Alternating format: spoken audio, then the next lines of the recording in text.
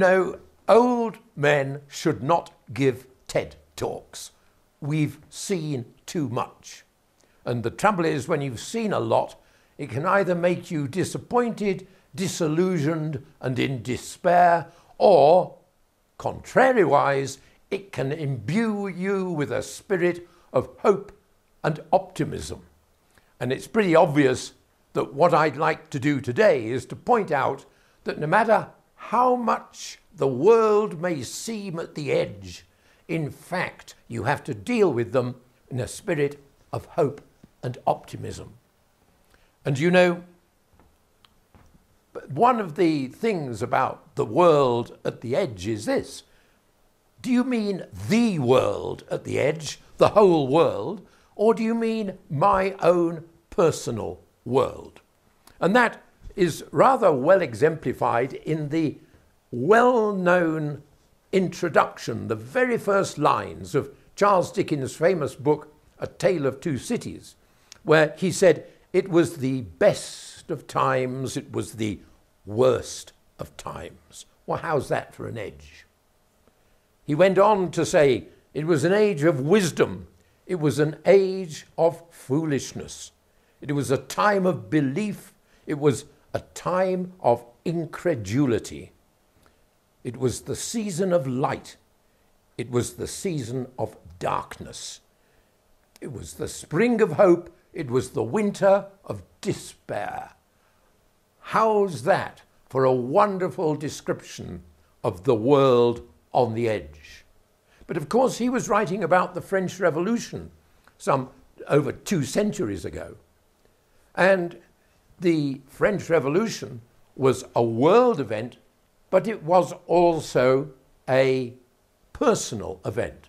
And he showed how the person, the individual, and the world event, how the two came together. So sometimes we can take the world upon our shoulders. Isn't that a line from the Beatles' famous, song, Hey Jude, don't take the world upon our shoulders.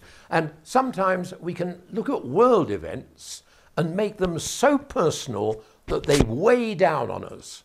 Equally, we can do it the other way around. We can sometimes have our own personal worlds on the edge. Your girlfriend has just thrown you over for somebody else. You've lost all your money. You had a car accident.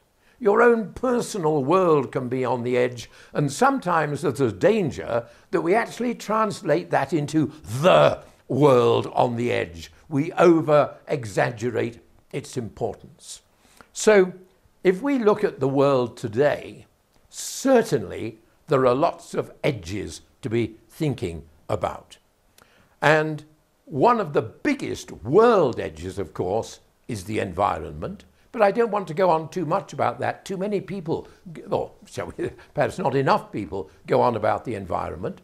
But I would say that the environment is the world issue.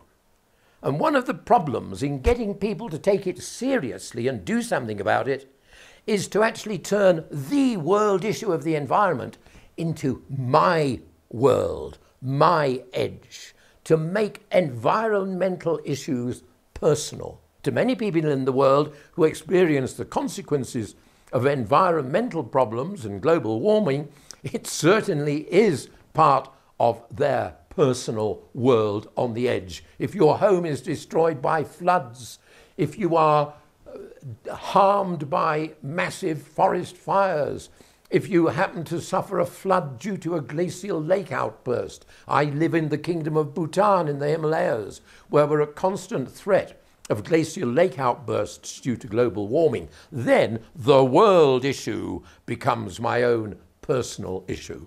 But we do need to distinguish between the world and my world. Now, if I can just talk for a minute about my world. As I said, old men shouldn't give TED talks. We've seen too much. Well, I was what was called a war baby. I was born a year before the Second World War started. And so The first 6 years of my life were lived in imminent danger at any moment of being blown up by a bomb. Today, some people still live in that situation. But it was certainly my first 6 years of experience that at any moment you would hear the siren wail, and it had a spine-chilling effect. It went whoa, like that, and you rushed down to your shelter and you heard bombs bursting around you. I remember that even at the age of 4 and 5. And actually, because I was a kid and didn't realize the implications, it was actually quite fun. And so a bad experience for my parents and grandparents was often a bit of a fun experience for me. My world was okay. Their world, my goodness, it was on an edge. Would we be there in an hour's time? Well, the other things I experienced in my childhood during the war were rationing. Now we don't have, in the Western world at least, we don't have food rationing. I don't think many countries have food rationing, although many people have very little food. But you were rationed to 1 egg a day. And that was when I experienced the first sense of disappointment and disillusionment with an edge. Because 1 week, I've said one egg a day, no, 1 egg a week.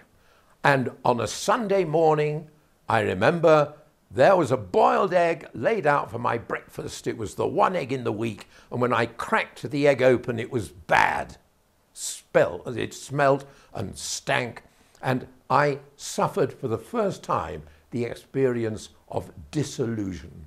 The other times, the other edges that I've experienced, the imminent danger of a nuclear war. I cannot tell you how, in the 1960s, during the Cold War, how much people believed that at any moment we were going to be blown up in a nuclear war. Well, it hasn't happened. It's now 2021. We survived that edge so far. Then I experienced the disbanding of the British Empire, which, if you remember Churchill's words, though the British Empire last for 1,000 years, well, it didn't last for 1,000 years. I was working in the Royal Air Force in Malta, for example, when Malta became independent.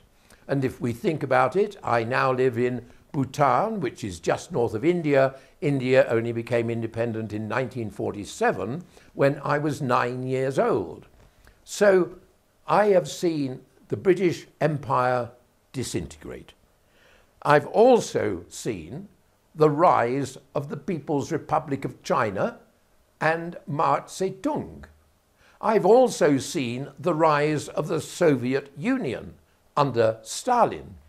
But I've also lived long enough to see another edge, which was the collapse of the Soviet Union. How must people who lived in the Soviet Union have felt when they saw it collapsing? Some would be glad, but many would feel this was like the end of the world. I've seen the development of international travel. When I was young, the idea of going abroad for a holiday to Spain was absolutely amazing. I remember we all went to see some friends of ours who had been to Barcelona. My goodness, that was an edge. That was like going to another planet. Today we all fly around the world just like that, until, of course, COVID has come along. And it has reminded us that the ability to fly willy-nilly as we wish, whenever we want, to wherever we want to go, has actually been taken away from us in the last year and a half. And that is going to create another edge, because it causes us to question now whether all this international travel is actually necessary. Health. If we look back to 1918, the Spanish flu killed 3 million people. The Spanish flu killed 50 million people worldwide. So far, COVID virus has fortunately killed, and sadly, 3 million people. 50 to 3. Why? A number of reasons. First of all, the nature of the virus, but also our improvements in health and our improvements in vaccines. There were no vaccines in 1918. They hadn't been invented. Antibiotics were hardly there. So there were no antibiotics in 1918. Today we have all this medical technology to help us. But that is something that also brings its problems, because along with medical technology advances, we have an ever-growing increase in drug-resistant diseases. Drugs have stopped being effective, for example, for malaria, for tuberculosis. So we now have a rise in our medical skills and knowledge, but a growing problem when our medical skills and knowledge are not able to cope. Another edge we have to deal with. One of the big edges which I feel is happening now, that I may not have to cope with because I'm old, but anybody here who is not as old as me may well find this a big issue. And that is the whole issue of what is truth. We are finding an ever-growing rejection of the concept of objective truth. And it's being replaced by the concept of the truth is what I think.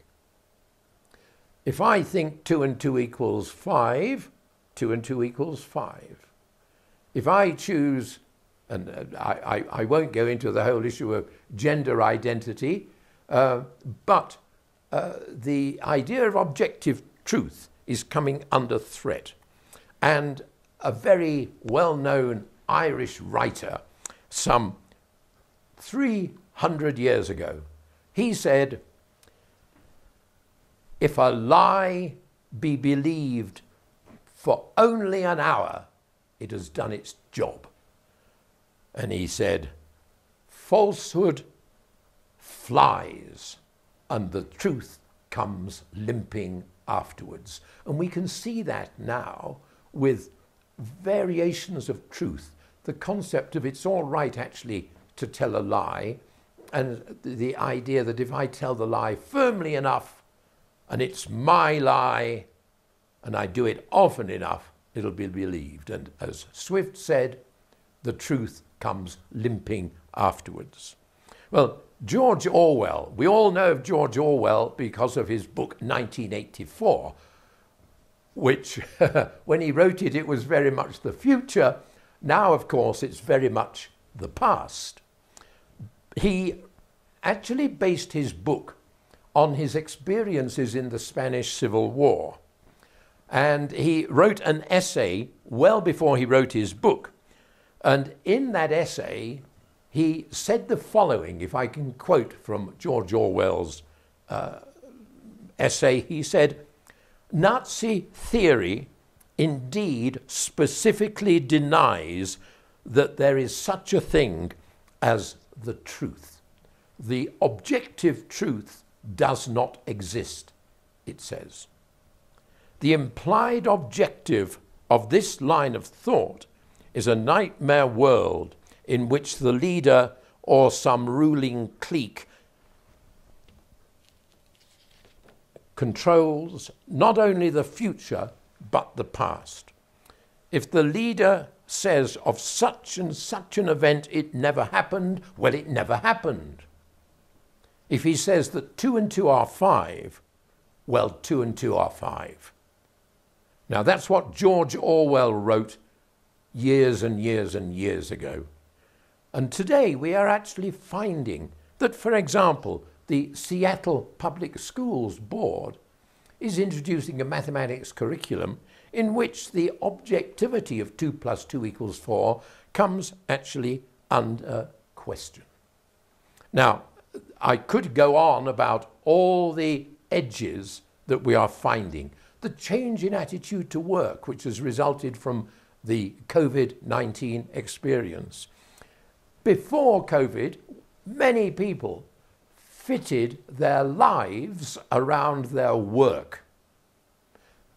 After COVID, many people are now seeing that what they should do is fit their work around their lives, that their life, their family, their children, their social life, their friends actually should take priority over their work.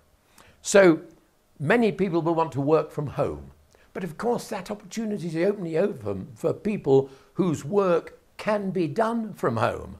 There's not much point calling the plumber to repair a burst pipe in your house and he says, that's absolutely fine, I'll do it from my home.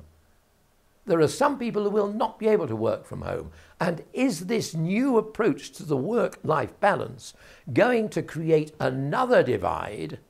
We have the rich-poor divide already, but is it creating another divide between those who can work from home and those who can't work from home? So I'd like to finish by emphasizing what I want the message of this little talk to be. That is to say, edges are there all the time. The world is always at an edge. The way to deal with edges is with optimism and hope. You know, the dinosaurs, when they saw the meteor coming, which would result in their extinction, I bet they were full of despair. But even though the dinosaurs went extinct, we actually have their descendants here with us on Earth in the shape of birds. So there's hope and there's optimism always. And I'd like, finally, if I may, to quote from His Holiness the Dalai Lama, who had a way of putting deep ideas into simple words. And what the Dalai Lama said is, it's so important to cultivate an attitude that allows us to maintain hope. Hope can make a great difference to how we respond to problems and difficulties. It's hope that motivates us to get out of bed and carry on with our lives.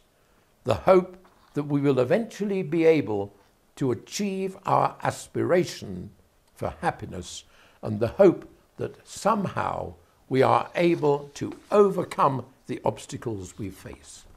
It's hope that keeps us alive. Remember that when you think of the world on the edge. Thank you.